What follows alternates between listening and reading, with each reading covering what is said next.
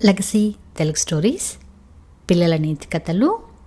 ఆవేశమే అసలు శత్రువు. అనగనగా ఓ అడవి, దానికి సింహం రాజు. అది మంచిదే, కానీ దానికి కాస్త ఆవేశం ఎక్కువ. తొందరపాటు నిర్ణయాలు తీసుకునేది. ఎవరి మాట వినకపోయేది. తన మాటే నెగ్గాలి అనుకునేది. తోటి జంతువుల సలహాలు అస్సలు వినేది కాదు. తన మనసుకు నచ్చింది, తనకు తోచింది చేసుకుంటూ పోయేది. అదే అడవిలో ఓ టక్కరి నక్క ఉండేది. అది నోరు తెరిస్తే చాలు అబద్ధాలే.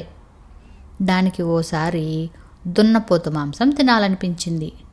కానీ దాన్ని వేటాడడం నక్కతో అయ్యే పని కాదు. అందుకే వెంటనే సింహం దగ్గరకు వెళ్ళి, మృగరాజా, మిమ్మల్ని ఓ దున్నపోతు చులకన చేస్తూ మాట్లాడింది.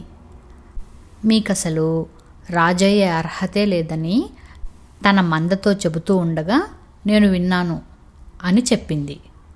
వెంటనే సింహానికి పట్టరాని కోపం వచ్చింది. అడవంతా వినిపించేలా గర్జించింది. ఆ దున్నపోతుని చంపేస్తా అని గట్టిగా అరుస్తూ అది ఉన్న చోటుకు బయలుదేరపోయింది. అది అసలే దున్నపోతు. పైగా ఇప్పుడు అది మందలో ఉంది. కాస్త అటు ఇటు అయితే మీ ప్రాణాలకే ప్రమాదం. నా మాట విని ఊరుకోండి అని మృగరాజు భార్య ఎంతో చెప్పి చూసింది. పిల్లలు కూడా వద్దని వారించాయి. అయినా వినకుండా సింహం దున్నపోతుతో తాడో పేడో తేల్చుకోవడానికే సిద్ధమైంది. నక్క చెప్పిన చోటుకి వెళ్ళి మరోసారి గట్టిగా గర్జించింది. దున్నపోతులన్నీ బెదిరాయి. అందులో బాగా బలిష్టంగా ఉన్నదాన్ని చూపించి, ప్రభు, అదే మిమ్మల్ని నానా మాటలంది అని నక్క సింహంతో చెప్పింది. సింహం వేగంగా పరిగెత్తుకెళ్ళి ఒక్కసారిగా ఆ దున్నపోతు మీద దూకబోయింది. అది కొమ్ములను ఒక్కసారిగా విదిలించింది. అంతే, సింహం అమాంతం గాల్లో ఎగిరిపడింది. ఈలోపు మిగతా దున్నపోతులు కూడా మృగరాజు మీద మూకుమ్మడిగా దాడి చేయడానికి ముందుకు వచ్చాయి. మృగరాజు ఎంత గర్జించినా అవి బెదరడం లేదు. మరి కాసేపైతే దాని ప్రాణాలు గాల్లో కలిసేవే.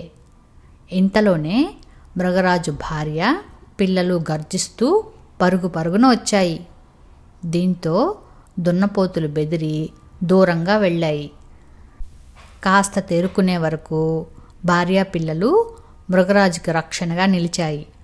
కాసేపటి తర్వాత అవి మృగరాజుని జాగ్రత్తగా గుహకు తీసుకుని వెళ్ళి సపర్యలు చేశాయి.